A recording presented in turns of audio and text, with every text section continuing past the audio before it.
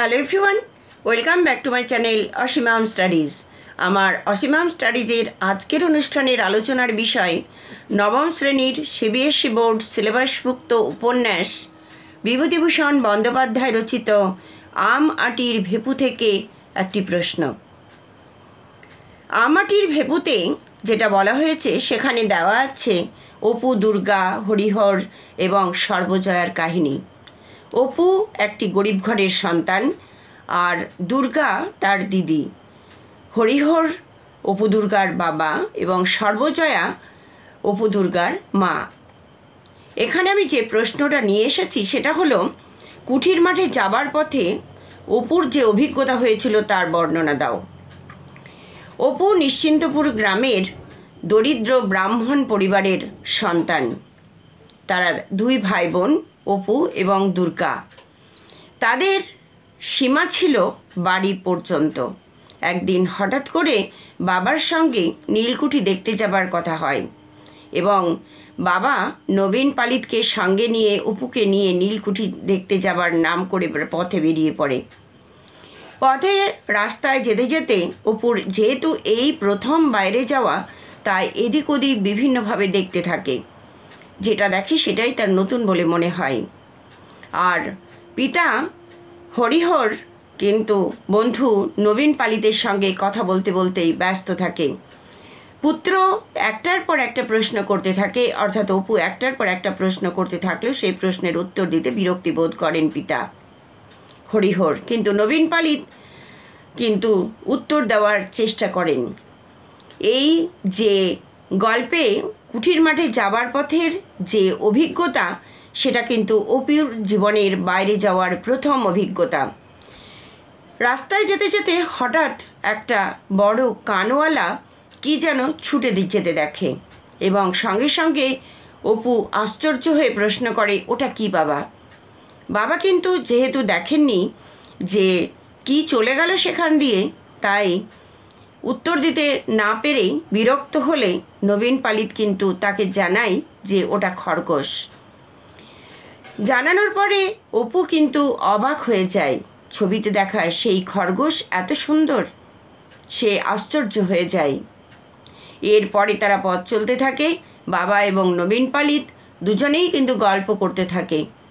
তারা নিজেদের গল্প, তাদের বাড়ির গল্প, জমিতে কিভাবে চাষ করে লাভবান হয়েছে সেই সব গল্প, এই সব গল্প করতে করতে তারা পথ হাঁটতে থাকে এবং ছেলের প্রশ্নের উত্তর দিতে বিরক্তি বোধ করে। কিন্তু যেহেতু শিশু মন, কৌতূহলী মন, তাছাড়া অপু কোনোদিনও বাইরে যায়নি। এই প্রথম নীলকুঠি দেখতে যাবার নাম করে কিন্তু কুঠির মাঠ দেখতে যাবার নাম করে প্রথম বাইরে বেরিয়েছে, তাই যেটা দেখে সেটাতেই তার নতুন মনে হয় এবং একটার পর একটা প্রশ্ন করতে থাকে। এরপর তারা সরু পথ ছাড়িয়ে একটা সরু পথ দিয়ে যেতে শুরু করে। নবীন পালিত এই মাঠের উত্তর অংশের জমিতে শাঁকালু চাষ করে যে কীরকম লাভবান হয়েছিল সেই গল্প করতে থাকে, আর অপু এদিক ওদিক দেখতে থাকে নতুন কিছু দেখতে পাওয়া যায় কি না। কিন্তু অপুর প্রশ্নের জবাব দিতে বাবা বিরক্ত হয়। যা দেখে তাতেই তার সেটা নতুন মনে হয় বলে প্রশ্ন করতে থাকে যে এটা কি, সেটা কি, কিন্তু বাবা গল্পে ব্যস্ত থাকায় সেসব কিছু না দেখায় ঠিকমতো উত্তর দিতে পারেন না। অপুর কিন্তু কৌতূহলের সীমা নেই। তাছাড়া এমনিতেই শিশু মন, কৌতূহলী মন। মাঠের চারপাশে নিচু নিচু কুল গাছ দেখে কুল পাড়তে চায় এবং তাতে বাবা বাধা দেন, কারণ কুল গাছে কাঁটা থাকে, কাঁটা লেগে হাতে ক্ষতবিক্ষত হতে পারে, সেই কারণে বাবা বাধা দেন। কিন্তু প্রকৃতপক্ষে ছোট বাচ্চাদের এইভাবে বাধা দেওয়া উচিত নয়।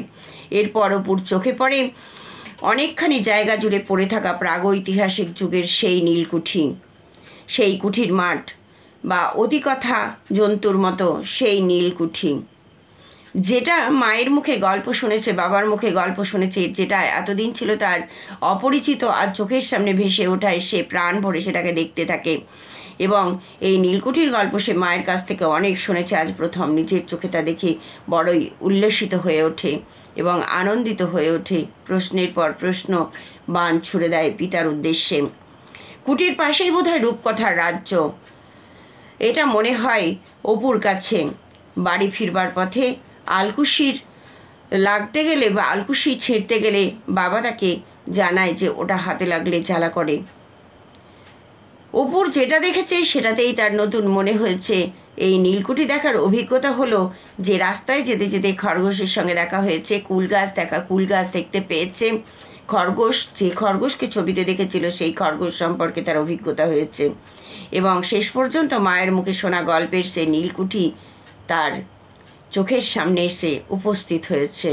অপু খুশি হয়েছে, খুশি হয়ে বাড়ি ফিরে গেছে। এর পরের ঘটনা পরের পর্যায়ে। ভিডিওটি কেমন লাগলো জানিও। যদি ভালো লাগে তবে একটা লাইক, শেয়ার ও সাবস্ক্রাইব করে দিও তোমার অন্য বন্ধুদের দেখার জন্য। পরে আবার অন্য কোনো ভিডিও নিয়ে আসছি। ততক্ষণ পর্যন্ত ভালো থেকো সবাই। ধন্যবাদ রইল।